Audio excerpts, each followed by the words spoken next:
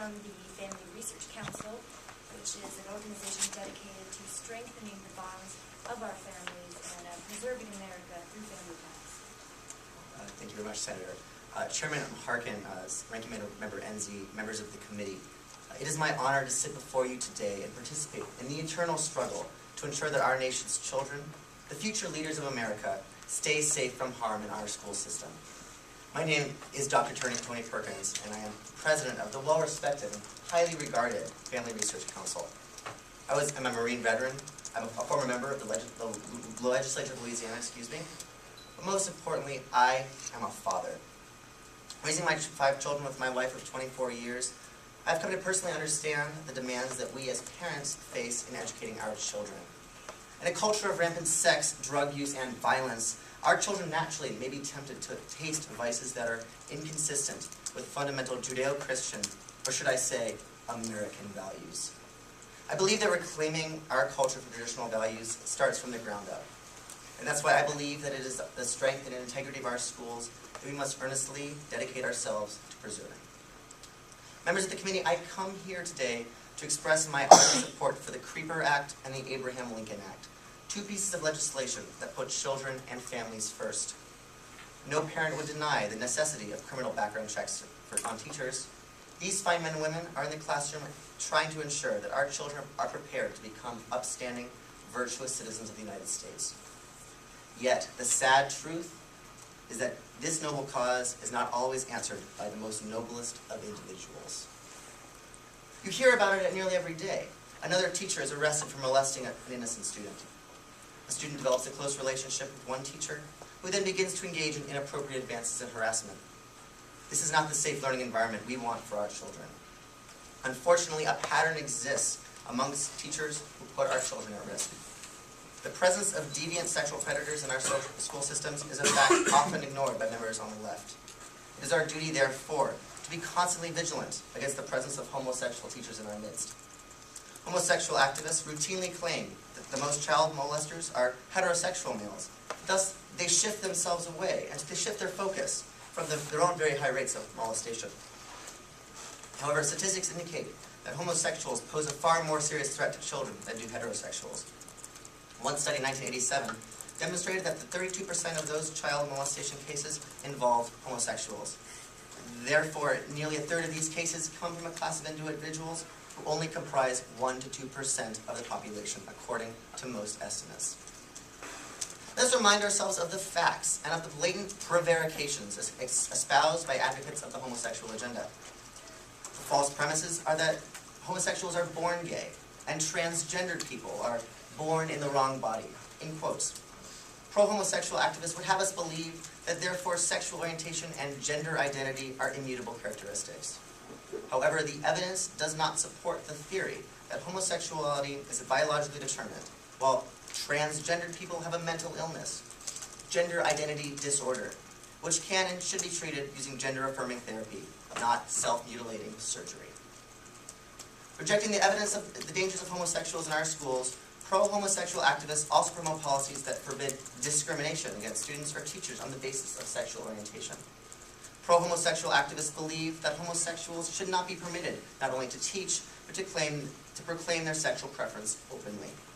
The so-called Employee Non-Discrimination Act would prohibit employers from considering sexual orientation and gender identity. This bill would immediately endanger our children even more by tying the hands of school administrators and screening individuals with known perversities. One California school district adopted a policy to, quote, ensure that gay youth and staff can come out, and that teachers can provide positive images of gay people in the classroom. Now, I encourage you, members of the committee, to ask yourself what positive images of so-called gay people we might find. For further information, I refer you to our report titled Homosexuality in Your Child's School. In the report, you will find an exhaustive study on the effects of homosexuality in our school system, and the evidence is appalling.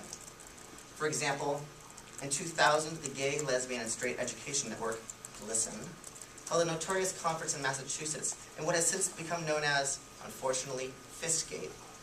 This event, attended by students at least as young as 14, made it clear that the homosexual agenda in schools is about sex, not just safety. Margot Abels, a state employee opened one workshop by saying, and I quote, "We think that sex is essential to every single one of us, and particularly queer youth." In another seminar described for youth only, Abel is described, I unfortunately must get graphic here, but that's the way it is. There's a sadomasochistic homosexual practice known as fisting, saying, I quote, "Fisting often gets a bad rap. It usually isn't about the pain, not that we're putting that down. It's to put you into an exploratory mode." Is that what we want our children to be learning? This administration has not prioritized the safety of our children.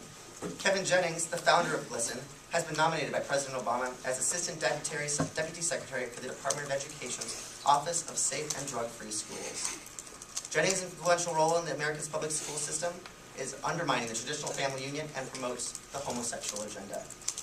Kevin Jennings has praised Harry Hay, an avowed supporter of the North American Man-Boy Love Association, also known as NAMBLA, as an activist who has inspired him. NAMBLA promotes pedophilia by claiming that the love between a man and a boy is enjoyable, consensual, and beautiful, and that it has many benefits for both man and boy. This is so disturbing for me to read but I must share it with you because this is a danger in our school system. And this is the type of immoral danger that I'm talking about. What prevents our young people from being exposed to the dastardly practices of NAMBLA, an organization of and for sexual predators? The Creeper Act would ensure that no one who engages in violent, bad romances with children will be let into our schools. One of the best bulwarks against moral perversity is the home, and this is why the Congress must also pass the Abraham Lincoln Act in support of homeschooling. One report by the esteemed Heritage Foundation found homeschool students perform as well, if not better, than their non-homeschooled counterparts. Homeschool students succeed academically, regardless of family income or teacher certification of parents. Furthermore, analysts have estimated that homeschool students save American taxpayers and public schools between $4.4 billion and $9.9 billion annually. Other estimates are as high as $16 billion.